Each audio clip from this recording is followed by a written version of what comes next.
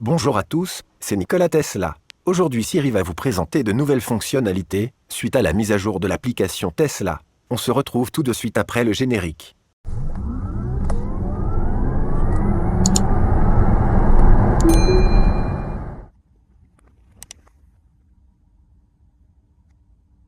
Alors vous l'avez peut-être déjà remarqué, mais l'application Tesla, en tout cas sur iOS, vient d'être mise à jour en 4.24.0 et elle nous apporte une fonctionnalité super sympa, c'est la prise en charge de Siri et des raccourcis iOS. Vous allez voir, ça va permettre de faire pas mal de choses directement avec son téléphone ou son Apple Watch sans avoir à passer par une application tierce. Vous savez que moi je suis pas fan de ces applications. Donc franchement ça va être sympa, on va vous montrer quelques démonstrations. Donc maintenant vous pouvez lui dire, dis Siri, déverrouille la voiture. Ok, le véhicule est déverrouillé. Et donc vous voyez, il déverrouille la voiture.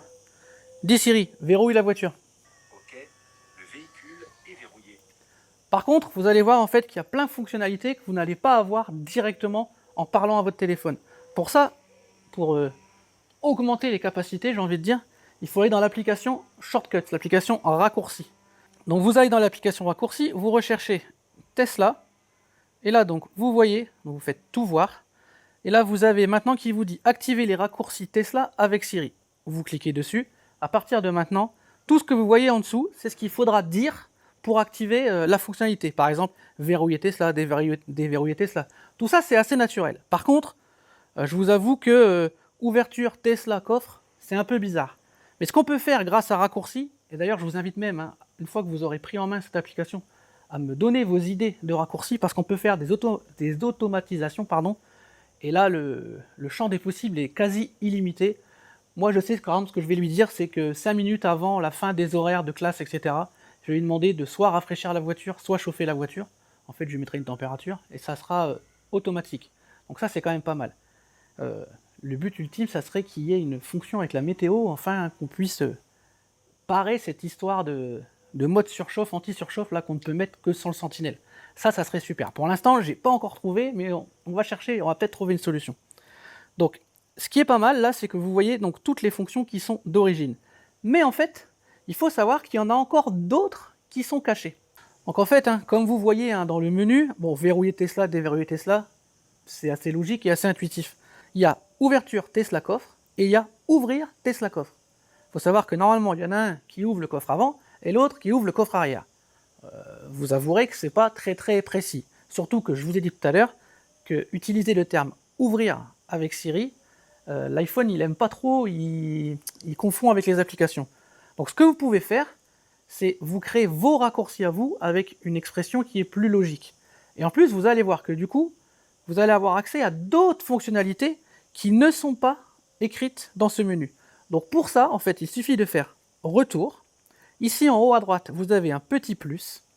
Vous faites ajouter une action, application, vous descendez dans Tesla, et là vous avez toute la liste des applications, enfin des fonctions plutôt, qui sont prévues pour être prises en charge par Siri et par le mode raccourci. Donc vous avez vu, il y en a quand même beaucoup plus que ce qui est énoncé au départ. Notamment, pour ce qui est du coffre avant et du coffre arrière, là c'est bien explicite, ouverture du coffre avant, et celui d'en dessous, ouvrir, fermer le coffre arrière. Alors pour les gens comme moi, qui ont un coffre avant électrique, la fonction ouverture du coffre avant fera les deux fonctions. Va l'ouvrir quand il est fermé, va le fermer quand il est ouvert. Même si vous entendrez Siri dire ouverture du coffre avant alors qu'il le ferme. On vous montrera ça tout de suite après en vidéo. Alors moi j'ai un petit souci. Vous me direz vous en vidéo si c'est la même chose. Vous savez que j'ai une 2019, sur les 2019 le coffre arrière n'était pas électrique d'origine. C'est un kit aftermarket qui l'a électrifié. Et du coup, moi la fonctionnalité ne marche pas. Ça ne m'ouvre, ça ne me ferme pas le coffre. Donc dites-moi vous, si vous avez des 2021 et après, si ça fonctionne bien, ou même si vous avez un aftermarket et que ça fonctionne, pour que j'essaye de comprendre pourquoi. En tout cas, moi, ça ne fonctionne pas. Attention, certaines sont réservées pour les modèles X, je pense notamment à ouvrir, fermer les portières. Alors la classe quand même, c'est quand je lui dis d'arriver et dire ouvre portière conducteur, ouvre portière passager droit. Enfin bref, on peut pas le faire, on n'a pas de modèle X. Alors justement, pour pallier à l'histoire de ouvrir et fermer, qui pourrait être un peu la même fonction, ce que vous pouvez faire, c'est créer un raccourci. Vous avez les trois petits points où vous restez appuyé sur le raccourci, vous avez le dupliquer. Vous dupliquez ce raccourci-là, vous changez le nom et vous mettez fermé. Il y en a un qui s'appellera ouverture et l'autre fermeture. Et comme ça, vous n'êtes pas embêté, vous savez ce que vous faites et vous savez ce que vous dites aussi. Donc ça, c'est plutôt pas mal. On va vous montrer sur le téléphone de Théo, lui, il a déjà modifié pas mal de trucs. Donc, il a créé ses propres raccourcis en changeant le nom. Donc, pour changer le nom, hein, je vous rappelle, en fait, quand votre raccourci est fait, vous restez à cliquer, vous faites modifier, et vous pouvez renommer, vous faites ce que vous voulez, donc ça, c'est assez simple. Ensuite, donc, lui, il a mis à sa sauce un peu les raccourcis pour que ce soit plus logique. Par exemple, il y a le klaxonner. Alors, je ne vais pas vous le faire parce qu'il fait beaucoup de bruit. On est dans un endroit qui résonne, on va réveiller les voisins.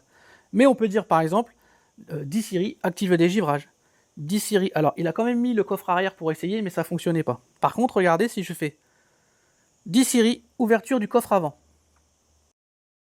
Opportunity coffre avant ouvert.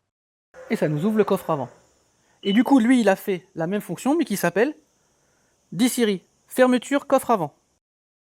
Opportunity coffre avant Donc ouvert. là, vous avez entendu, hein, Siri dit coffre avant ouvert parce qu'en fait, Théo a dupliqué la fonctionnalité. Il l'a juste renommé en fermeture pour que ce soit plus intuitif à dire que dit Siri ouvre le coffre alors qu'il veut le fermer en fait. Là, pour lui, c'est quand même plus logique. Et donc, vous voyez, eh ben, il a mis pas mal de choses. Arrête la recharge, démarre la recharge, ferme la prise de charge, ouvre la trappe. D'ailleurs, celui-là, il va le modifier, je pense. Il va mettre ouverture de la trappe de recharge. Attention, hein, on a testé avec Théo. L'iPhone est un petit peu capricieux quand on utilise le terme « ouvre ». Parce que pour lui, « ouvre », c'est déjà quelque chose qui existe pour lui dans son logiciel, et il va chercher l'application avec le mot qui est derrière. Donc il vaut mieux utiliser un terme du style ouverture ou active, ouvrir. Mais le terme ouvre, n'utilisez pas parce que ça va pas bien fonctionner. Désactive le mode chien, active le mode chien, mode sentinelle. La climatisation aussi, c'est pas mal. On a eu aussi l'idée de faire un raccourci qui s'appelle réchauffe la Tesla, qui va lui permettre d'activer la climatisation. Et on a aussi dit refroidir la Tesla. Comme ça, si on est en été ou si on est en hiver, le terme est plus logique à dire. Donc verrouille la voiture, déverrouille la voiture, etc. Il y a ouvre les vitres aussi, qui permet de ventiler la voiture, par exemple. Dis Siri, ouvre les vitres.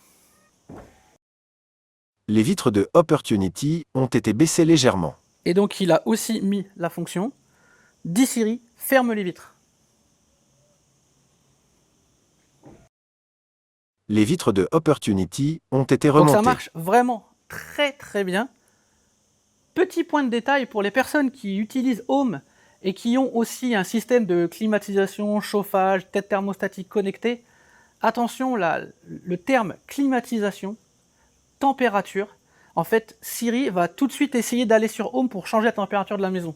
Donc il va falloir trouver un autre terme pour activer le chauffage de la voiture.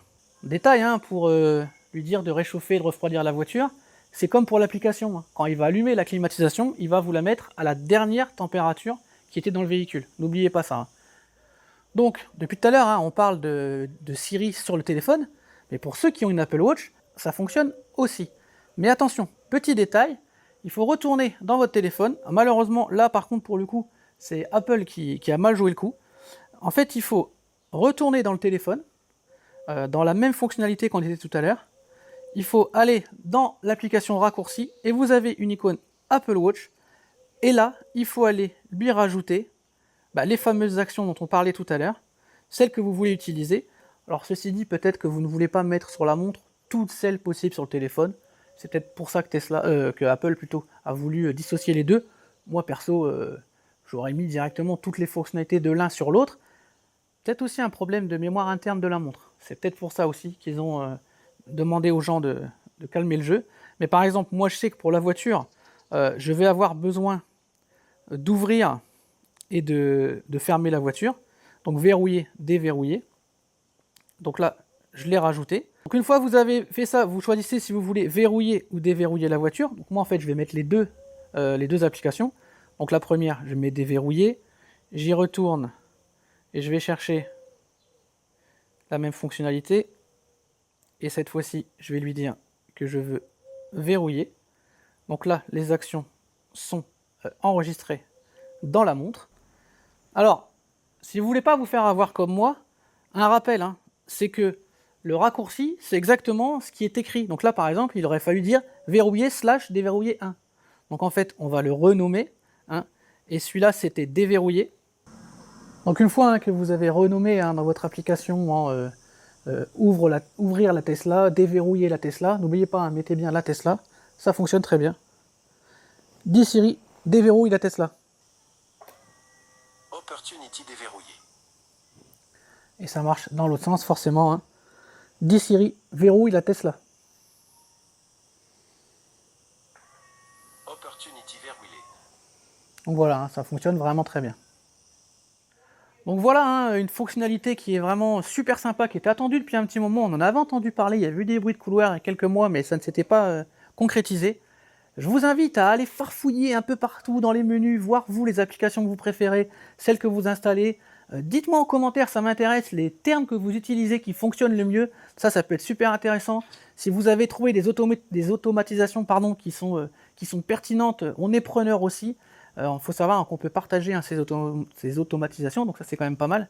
Par exemple, Théo et moi, on peut en créer et se les partager, donc ça c'est plutôt bien. Donc n'hésitez pas à me dire en commentaire, on va vous mettre un petit exemple d'automatisation qui est possible de faire, on vous le met sur le côté là, vous allez voir, c'est assez facile à faire, il faut un peu farfouiller, hein, c'est assez simple, hein, c'est un petit peu comme du Scratch pour les enfants, c'est un petit peu le même genre, hein, donc n'hésitez pas, n'ayez pas peur, hein, c'est pas de la programmation, c'est vraiment assez intuitif, mais vraiment une fonctionnalité qui est quand même assez sympa et qui évite de passer par des apps tierces, qui est plutôt pas mal, on donne pas son mot de passe, etc. Moi j'ai un souhait, peut-être que ça ouvre une voie vers une application officielle Tesla Apple Watch. Peut-être hein, que Tesla et Apple sont un petit peu en train de se rapprocher. Hein. Vous savez que c'est un peu la guéguerre entre eux depuis le début. Là, ça montre une petite ouverture. Donc on ne sait jamais, on verra bien. Mais dans tous les cas, hein, dites-moi ce que vous en pensez dans les commentaires. Je vous dis à tous un grand merci. Moi, je vais retourner plonger tout de suite dans la piscine parce qu'il fait une chaleur incroyable. Et je vous dis à tous à très bientôt pour d'autres vidéos et d'autres tutos sur la chaîne Nikola Tesla. Bye bye.